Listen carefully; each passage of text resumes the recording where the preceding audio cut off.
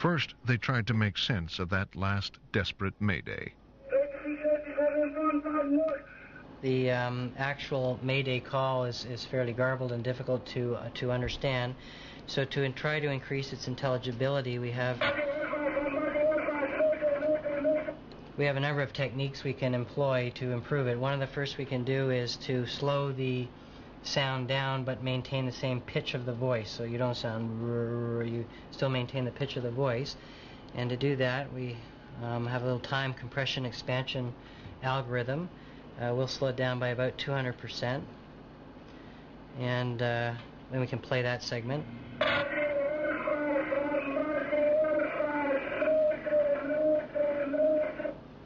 And then in addition, we can try to remove some of the background noise.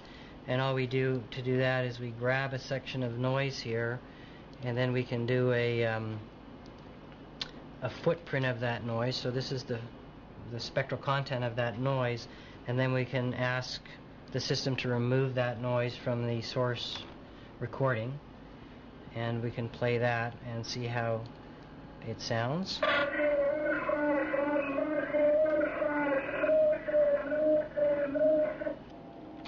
Despite a thorough sound analysis, the tape yielded no information. Now investigators turned to the documents found on the bodies of the dead crewmen. They used another innovative technique to see if these scraps of paper held any hints. Every piece recovered was frozen in a saline solution, then freeze-dried to restore the writing.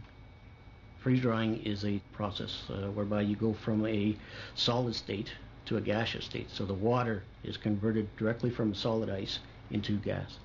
And that process actually reconstitutes the paper. And it allows us to restore the documents back to the almost original conditions. From the flare, what we recovered were various documents that were recovered from the chief officer of the flare. They were actually recovered from his body. One document revealed the names and ages of the crew. Others related to the ship. The things that were recovered were various pieces of scrap paper on which he had written coordinates and dates. And from examining the course of the ship, we can get a good idea of where the ship was on these dates. The documents showed that the flare was doing about 6.5 knots in the storm. It was proceeding at a safe speed.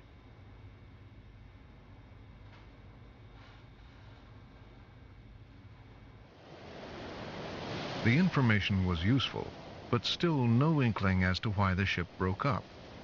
Could it be a structural failure? Freighters had already shown they are vulnerable to certain stresses. In general, with all vessels, in rough sea conditions, they're subject to all sorts of shock loads. The ship is at sea, and if the waves are similar to the length of the ship, and you have a wave supporting the ship at the stern and a wave supporting the ship at the bow, it will sag because it isn't supported by as much water and buoyancy in the center. Similarly, if you have as the wave passes by and the ship goes through the waves, you have a wave in the center of the ship, it will flex and bend the other way, which is called hogging. This constant bending and flexing of the ship, in effect, is what induces fatigue. Bending stress is usually greater at or close to amidships. The fracture across the main part of the deck on the starboard side is virtually at midships, which is the mid-length of the ship. The evidence was beginning to point towards metal fatigue. But Lancelot Bedlington needed to know more about the kind of fracture that had split the ship in two. If it was a clean break, a so-called fast fracture, that meant that something had snapped it like a piece of chalk, suggesting metal fatigue. If the break was ragged, that would indicate the ship had been damaged and had gradually torn itself in two. The fracture across the deck runs from one side of the hatch on the port side right across to the ship's side on the starboard side in virtually a straight line. The edges of the steel are not buckled or twisted, which is a general indication that it's a fast brittle fracture.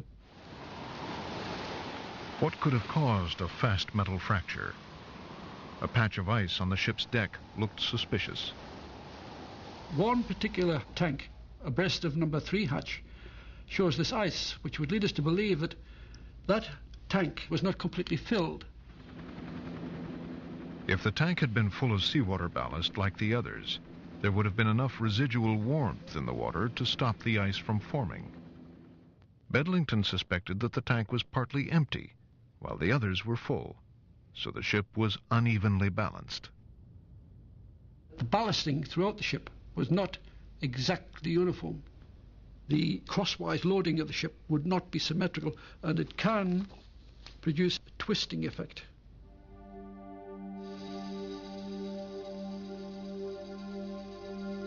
Sonar echoes reflect the ghostly shape of the flare on the sea floor, 300 feet down.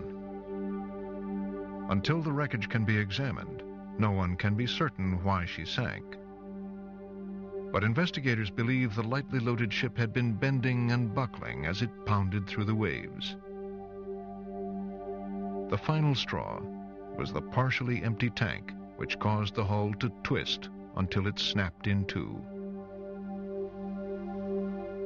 The Canadian investigation is still underway, but the lessons of the flare and other freighters show that once these vessels get into trouble, they have very little margin of safety, a fact that 500 seamen take to their grave each year.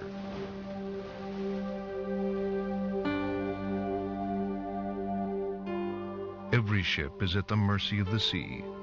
A storm can strike without warning, a mistake can be made at any time. A ship's destiny may depend on surviving a fatal flaw.